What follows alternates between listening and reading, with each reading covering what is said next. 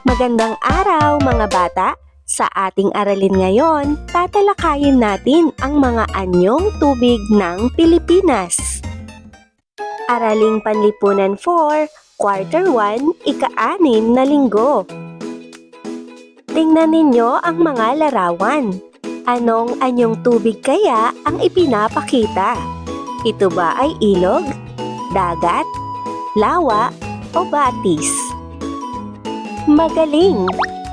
Ang karagatan, dagat, talon, ilog, lawa, look, at iba pa tulad ng golpo at bukal, iyan ang tawag sa mga anyong tubig na makikita sa Pilipinas.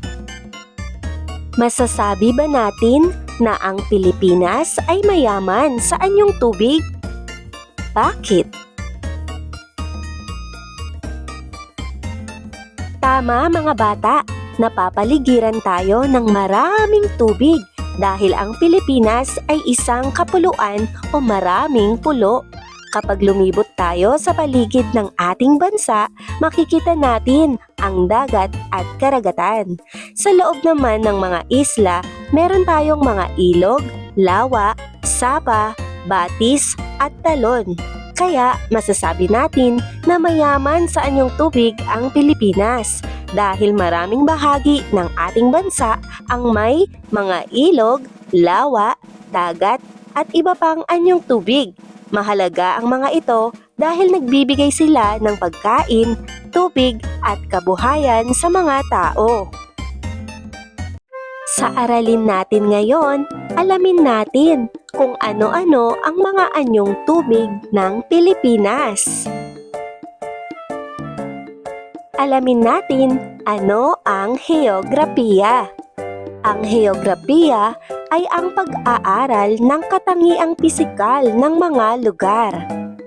Ano naman ang heograpiyang pisikal? Ito ay tumutukoy sa klima, panahon, mga anyong lupa at mga anyong tubig ng isang lugar. Malaki ang kinalaman ng kinalalagyan o lokasyon at mga anyong lupa at anyong tubig sa uri ng klima at panahon na mayroon ang isang lugar o bansa. Kaya't mahalagang matutunan ang mga ito. Ang anyong tubig ay ang bahagi ng daigdig na nagtataglay ng tubig at kadalasang tinatakpan ang ibang bahagi ng lupa ng daigdig. Karagatan, ocean. Ito ang pinakamalawak, pinakamalaki at pinakamalalim sa lahat ng anyong tubig.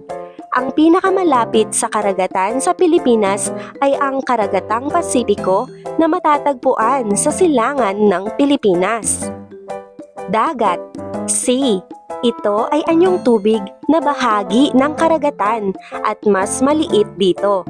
Ang mga dagat na nakapaligid sa Pilipinas ay ang Dagat Pilipinas sa silangan ng bansa, Kanlurang Dagat ng Pilipinas sa kanluran, Dagat Celebes sa timog, at iba pang mga dagat sa pagitan ng mga pulo tulad ng Dagat Visayas, Dagat Sulu at Dagat Mindanao. Look, Bay. Ito ay malawak na bahagi ng dagat o karagatan na nakapaloob sa baybayin at madalas na nagsisilbing daungan ng mga sasakyang pandagat. Ang Look ng Maynila ay kilalang daungan ng mga barkong pampasahero at pangkargamento mula sa iba't ibang lugar sa Pilipinas at maging sa ibang bansa. Golpo, Gulf. Ito ay bahagi rin ng dagat o karagatan na napaliligiran ng lupa pero may mas maliit na bukana kaysa Look. Ilan sa mga golpo sa ating bansa ay ang Golpo ng Lingayen sa Pangasinan, Golpo ng Albay at Ragay sa pagitan ng Quezon at Camarines Sur sa timog silangang Luzon, Golpo ng Leyte sa silangang Visayas, at Golpo ng Davao sa timog silangang Mindanao. Ilog, river. Ito ay mahaba at palikulikong anyong tubig na dumadaloy patungo sa dagat. Ang tubig sa ilog ay tabang o hindi maalat. Ang Ilog Cagayan ang pinakamahabang ilog sa bansa at ang Rio Grande de Mindanao ang ikalawang pinakamahaba. Pinakatanyag naman ang Ilog Pasig sa Metro Manila dahil sa taglay nitong kasaysayan sa pakikipag-ugnayan at pakikipagkalakalan. Lawa, lake, anyong tubig na napalilibutan ng lupa. Mga halimbawa ng lawang matatagpuan sa Pilipinas. Sa Luzon, ang Laguna de Bay sa Laguna, Taal Lake sa Batangas, Nauhan Lake sa Mindoro. Sa Visayas naman, ang Balinsasayaw Lake sa Negros Oriental, Lake Danao sa Leyte, Lake Lapu-Lapu sa Aklan. At sa Mindanao, ang Lanao Lake sa Lanao del Sur, Mainit Lake sa Agusan del Norte, at Lake Cebu sa South Cotabato. Mga bata, alam niyo ba, ang Laguna de Bay ay hindi talaga isang look o bay sa English. Ang bay dito ay galing sa pangalan ng isang bayan sa Laguna, ang Bay Laguna. Kaya ang ibig sabihin ng Laguna de Bay ay lawa ng bay o Lake of Bay. Kaya ito ay isang lawa at hindi look. Galing, di ba? Talon, waterfall. Ito ay anyong tubig na umaagos pababa mula sa mataas na lugar tulad ng bundok. Ilan sa pinakakilalang talon sa Pilipinas, ang talon ng Pagsanhan sa lalawigan ng Laguna at ang talon ng Kawasan sa lalawigan ng Cebu. Sa lungsod ng Iligan sa Mindanao, makikita ang talon ng Maria Cristina na kinaroroonan ng plantang hydroelectric na pinanggagalingan ng kuryente ng mga industriya sa lungsod. Bukal, spring. Ito ay anyong tubig na mainit na bumubukal o nanggagaling sa ilalim ng lupa at mayaman sa mineral. Ang bukal ay maaaring pagkunad ng enerhiyang geothermal mula sa mainit na usok na inilalabas nito. Ilan sa mga kilalang bukal sa bansa, ang Pansol Hot Spring sa Laguna, ang Mapaso Hot Spring sa Calbayog City, Samar sa Visayas, at ang Canlawig Hot Spring sa lalawigan ng Davao de Oro sa Mindanao. Ngayon ay ilista natin ang mga anyong tubig na matatagpuan sa ating bansa at ating alamin ang kahalagahan ng bawat isa. Una, ang karagatan. Ito ang pinakamalawak na anyong tubig. Dito dumadaan ang mga barko at maraming isda ang naninirahan dito. Pangalawa, ang dagat. Mas maliit ito kaysa karagatan, pero napakahalaga pa rin dahil dito galing ang mga isda at iba pang pagkaing dagat. Pangatlo, ang look. Ito ay bahagi ng dagat na pumapasok sa lupa. Ginagamit ito bilang daungan ng mga barko at bangka. Pang-apat, ang golpo. Parang look din ito pero mas malaki. Isa rin itong daanan ng mga sasakyang dagat at pinanggagalingan ng hanap buhay ng mga mangingisda. Panglima, ang ilog. Dumadaloy ito at tubig tabang ito.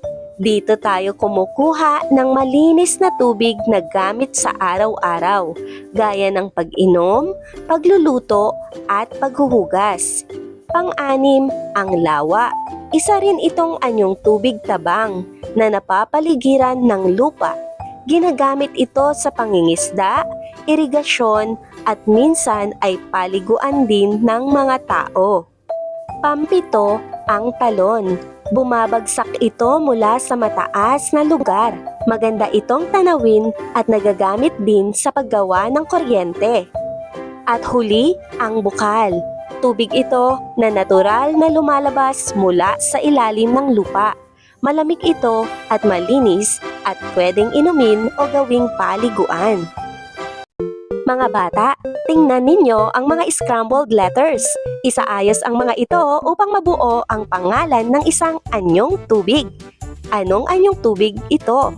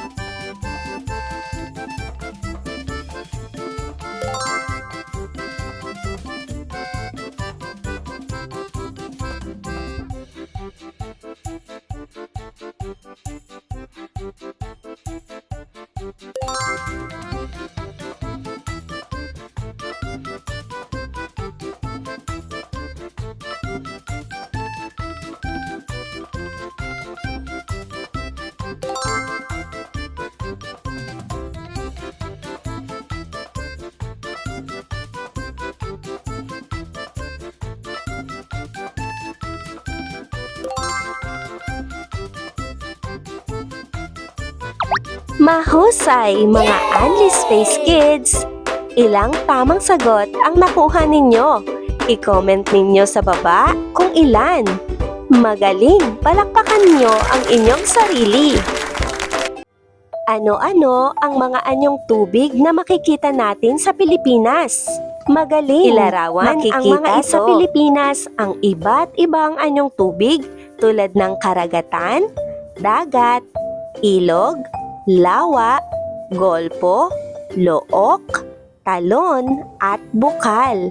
Ang mga ito ay mahalaga dahil nagbibigay sila ng pagkain, tubig, at kabuhayan sa mga tao. Mga bata, oras na para sa pagtataya ng ating aralin. Panuto, basahin ang tanong at piliin ang tamang sagot. Isulat ang inyong sagot sa sagutang papel o notebook. Unang tanong, alin sa mga sumusunod ang pinakamalawak na anyong tubig? A. Dagat, B. Ilog, C. Karagatan, D. Lawa. Pangalawa, ano ang anyong tubig na karugtong ng karagatan ngunit mas maliit kaysa rito? A. Look, B. Dagat, C. Talon, D. Bukal. Pangatlo, anong anyong tubig ang dumadaloy mula sa bundok patungo sa ibang anyong tubig? A. Lawa, B. Talon, C. Ilog, D. Golpo. Ikaapat, aling anyong tubig ang mula sa ilalim ng lupa at lumalabas sa ibabaw bilang malamig o mainit na tubig? A. Dagat, B. Karagatan, C. Bukal, D. Look. Panglima, ano ang anyong tubig na bumabagsak mula sa mataas na lugar? A. Lawa, B. Talon, C. Golpo, D. Ilog. Takdang aralin. Mga bata, gumuhit kayo ng isang anyong tubig na alam ninyo. Pwedeng ilog, lawa, dagat, o bukal.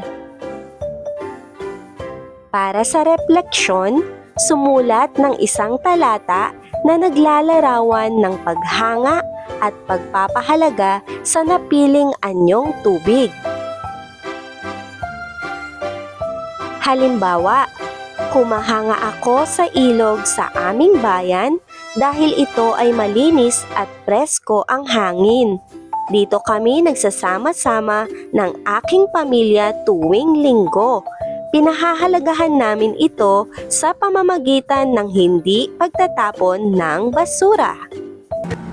Kung nagustuhan ninyo ang bidyong ito, huwag kalimutang mag-like, mag-subscribe, at i-share ito sa inyong mga kaibigan. Kita-kits ulit sa Unli Space. Paalam!